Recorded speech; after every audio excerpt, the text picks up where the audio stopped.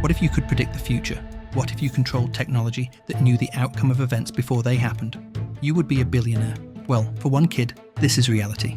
As the global pandemic was taking hold of the world, disrupting travel, emptying out stadiums, and bringing the global economy to a halt, he was busy creating a new online platform where you could bet on anything.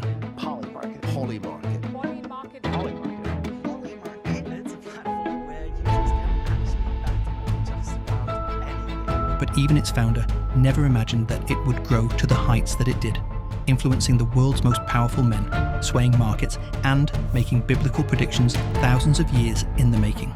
In the process, he became public enemy number one.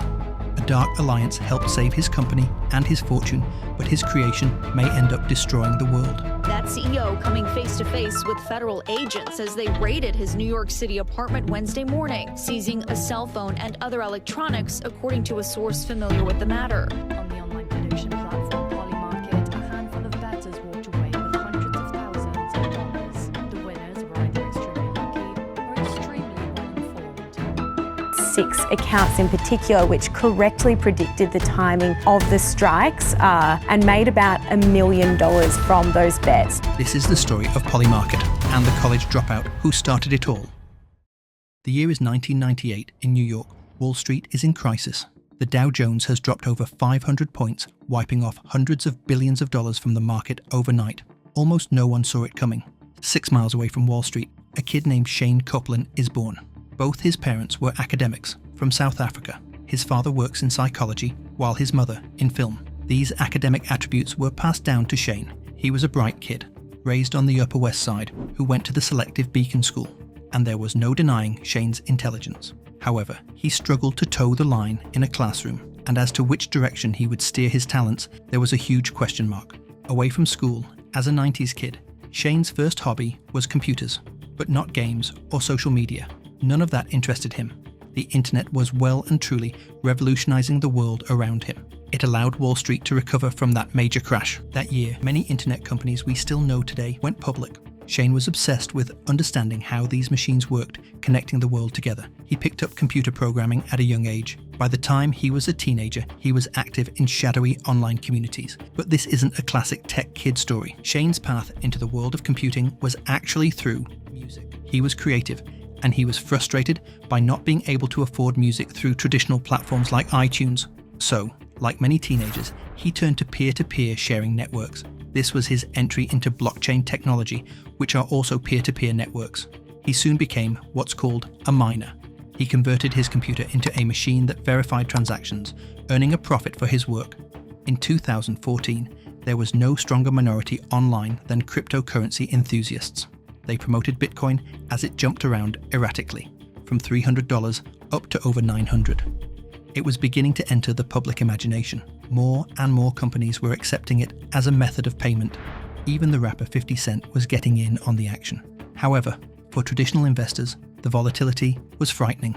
And when the Japanese Bitcoin exchange, Mt. Gox, suddenly shut down, taking with it nearly $500 million worth of Bitcoin, it looked like they were right to be skeptical. Still, Shayne Coplan wasn't discouraged. He got in on the ground floor of Ethereum, a cryptocurrency that would grow to be Bitcoin's biggest rival. This was all while Shayne was still a teenager, and he wasn't only in it for a payoff. He believed in the power of cryptocurrency to change the world. He thought the less banks and governments were involved with money, the better. Slowly, an idea was beginning to simmer in his mind for a game-changing new platform. At the age of 14, as he was just getting into the world of cryptocurrency, Shayne sent a message to the Securities and Exchange Commission. His question: how to create a marketplace himself. Despite not receiving a response, his vision was getting sharper with each day, and whatever he set his mind to, Shayne was able to achieve. At the age of 16, he set his sights on the music company Genius, which combined his two passions, music and tech. So, he showed up uninvited to their head office one day, and somehow, this fast-talking teenager managed to land himself a job. But he always knew he would want to create his own company. For that, Shayne would need time and experience. He finished high school and earned a spot studying computer science at New York University. He had his entire life in front of him. Completing his studies would likely open doors for major companies all around the world, but a 4-year degree was simply too slow. Shayne had the sense that he could make it on his own. and so he dropped out, dedicating his entire time to the crypto space. By now, though, he was ready to take things to a completely new level. It was one thing for a currency to be entirely unregulated, without boards, audits, and financial institutions looking over. But what if everything could be like that? Just like the email he sent to the SEC, Shayne wanted to create his own market, and this time he was serious. He became obsessed with how markets could be integrated into all levels of life, and he saw a way to do it through the same technology that cryptocurrency was running on. Ultimately, startups aside, what I'm most obsessed with is free markets, leveraging blockchains to create markets on the long tail of topics. The ability to cheaply create a market on anything. With this, Shayne created Union.Market, or Union Marketplace, but it quickly settled on a new name, Polymarket. Polymarket's logo would be minimalist and geometric, like many other crypto companies at the time. Polymarket's central pitch was that it wasn't a traditional betting platform. They didn't run a book, create spreads, or apply fees to neutralize any advantage bettors could possibly have. Instead, users were betting against one another. Creating a no position offered a mirrored trade on the opposite side. So, how does it work? This was a prediction market, which lets users trade contracts. These contracts paying out depends on the outcome of uncertain future events. Once the outcome is known, traders receive a payment in exchange for the contracts they hold. But how is an outcome determined true or false? Polymarket uses something called Optimistic Oracle, created by UMA. Statements are made in natural language, and once the time period specified has passed, anyone can dispute a statement. From there, token holders are able to vote on disputes, which they are incentivized to do by rewards. Voters who consistently vote with the crowd get a gradual increase in their rewards. Truth is decentralized, creating what has been described as a human-powered truth machine. But Polymarket wasn't the first of its kind. The most similar modern platform to Polymarket is the Iowa Electronic Markets. Started in 1998 by 3 economists at the University of Iowa's Tippie College of Business, it's a non-profit that allows for betting on political events. It's still running today and has a record of consistently doing better than traditional polling. Around the same time, InTrade was created, which had to fight regulations from the day it began. It was crippled by banking regulations in 2010 and then sued by the CTFC in 2012. This was too much of a hit to take, and InTrade soon shut down. A year later, all the way over in New Zealand, another university project launched called PredictIt. It was carefully constructed to avoid InTrade's experience. It limited the number of traders to 5,000 and individual investments to $850 per trade. PredictIt rose to prominence by predicting Donald Trump to win the Republican Party nomination, something that went against conventional wisdom and mainstream media coverage. But even while attempting to remain within regulations, PredictIt was eventually hit with an order from the CFTC to liquidate all contracts, an order which was later overturned. So what would make Polymarket different? Timing and technology. It was created once cryptocurrency was in full swing, allowing anonymity and the ability to evade regulations. Even deeper, its very mechanics rely on something called the Polygon Proof of Stake Network, which is part of the Ethereum platform.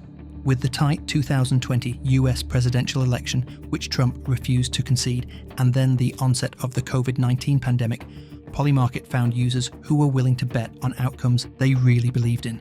The very first market available on Polymarket was, when will New York City reopen? To Shayne Coplan, he was providing a public service. And as Polymarket proved its accuracy time and time again, it garnered attention. Traditional polling had failed, especially after the 2016 shock election of Donald Trump. Polymarket was emerging the winner. It was even beating advanced statistical models like Nate Silver's 538. Business was good. Polymarket was getting media attention, and serious bets were coming through. But this path had been travelled before, and the roadblock had always been regulations. Sure enough, in 2022, they came. The Commodity Futures Trading Commission slapped Polymarket with a $1.4 million fine. And that wasn't all. It also filed a cease and desist order for markets that did not comply with the Commodity Exchange Act. Polymarket reported they had successfully agreed to a settlement, but the CFTC also ordered Polymarket to block all US users. The US was where the majority of bets were made, so Shayne began hatching a plan to get the government on his side. He would do it through Donald Trump and a very smart acquisition. During the 2024 presidential election, $3.6 billion was bet on Polymarket.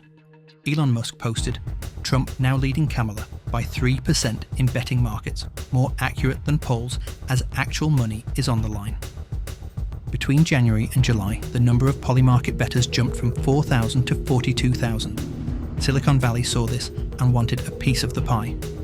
Peter Thiel teamed up with Ethereum founder Vitalik Buterin to raise $70 million for Polymarket. As Trump claimed victory, Polymarket was vindicated. It had picked a Trump win. It also predicted that Biden would be dropping out before the election. The message was clear.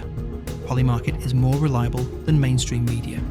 Shayne Coplan posted, "I just got word that the Trump campaign HQ literally found out they were winning from Polymarket. History was made today. Surreal." While he was doing his victory lap, Shayne didn't realize he had painted a huge target on his back.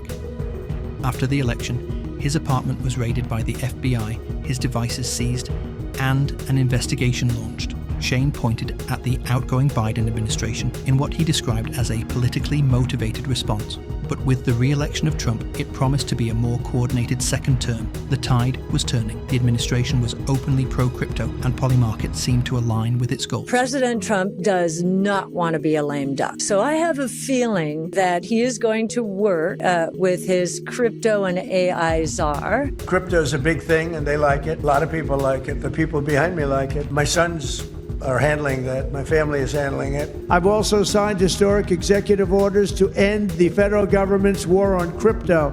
Crypto is under siege. It's not under siege anymore because it's a big industry. Still, to tap the US market, the company needed a way in. Individual states were fighting against Polymarket. The Nevada Gaming Control Board asked for a declaration and injunction against the company, and the Tennessee state legislature was trying to do the same. So far, Polymarket looks to be one step ahead. In a masterstroke, Polymarket acquired a licensed exchange, QCX, a company that was only approved 2 weeks before the Polymarket acquisition and had laid dormant for years. This was allegedly part of a plan Shayne had been formulating for 4 years to let it back into the US market. Soon after, Donald Trump Jr. was appointed to Polymarket's advisory board, and his venture capital firm, 1789 Capital, invested over $10 million. 538 founder Nate Silver joined Polymarket as an advisor too, and in October 2025, Intercontinental Exchange, which runs the New York Stock Exchange, invested $2 billion into the company, valuing it at $8 billion. This wasn't only an enormous injection of capital, it also made Shayne Coplan the youngest self-made billionaire in the world. Polymarket was opening the door to investments from people like Travis Kalanick and Mark Pincus. Shayne was getting to hang out with some of his heroes, and as a huge music fan, he even got to meet Anthony Kiedis from the Red Hot Chili Peppers, who became an investor too. Through his crypto success, Shayne bought some of the most famous NFT artworks. He became one of the youngest first-generation collectors to sell the marquee lot in a Sotheby's auction. And he has big plans for Polymarket's future. Unsurprisingly, Polymarket's rise has sparked backlash. The ability to bet on the outcome of wars, catastrophes, and other types of human suffering has been called unethical. Then, there are the markets themselves. An analysis found that 7 out of 10 users lost money, with the top 0.04% making 70% of the profits. There are also allegations of market manipulation. An investigation conducted by Chaos Labs found that approximately 1/3 of the trades on the 2024 presidential election were wash trades, which is where shares are bought and sold in a coordinated way to create a manipulated market. Then, there is the pressure to sway the outcome of bets. Journalists have received death threats for reporting on events that have markets on Polymarket. Entire organizations have been accused of deliberately influencing markets. And even more troubling, Polymarket has provided a vehicle for active members of the military to profit from insider information. 2 Israel Air Force members earned $244,000 by predicting Israeli military strikes on Iran in 2025. But Polymarket is no longer the only game in town. It opened the door for a newer, stronger version. The Rise of Kalshi, launched a year after Polymarket, has been even more impressive. A round of funding from 2025 valued the company even higher than Polymarket at $11 billion. Kalshi was founded by Tarek Mansour and the youngest self-made female billionaire, Luana Lopez Lara. The two studied at MIT together, and as soon as they graduated, they got to work building Kalshi.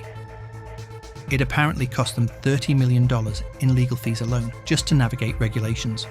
This helped Kalshi become the first designated contract market to list event contracts in US history. This caution has paid off. It now has partnerships with some of the biggest American news outlets and has been integrated into the trading platform Robinhood. Just like Polymarket, Donald Trump Jr. is listed as a strategic advisor, helping the company stay in line with the current administration. Both Polymarket and Kalshi are slowly introducing restrictions to minimize insider trading. Kalshi announced that it is now blocking athletes, coaches, and officials from betting on their own sports, as well as political candidates betting on the outcome of their own campaigns. Meanwhile, Polymarket has introduced enhanced market integrity that bans trades based on stolen confidential information, illegal tips, or by bettors who are in a position to influence the outcome of a bet. And Polymarket has even apologized for certain markets. These steps are no doubt to appease regulators. However, they are against the founding philosophy of people like Shayne Coplan, who imagine these markets being accurate because of insider trading. The question is, do we really want a world run by free markets and insider trading? Thanks for watching. If you enjoyed the video, make sure you subscribe. It means a lot, and you definitely don't want to miss the next one. Or how about checking out our last video? It dives into the mysterious backstory of the internet's most controversial casino king and how he created stake, kick, and got an entire generation of young people hooked on gambling.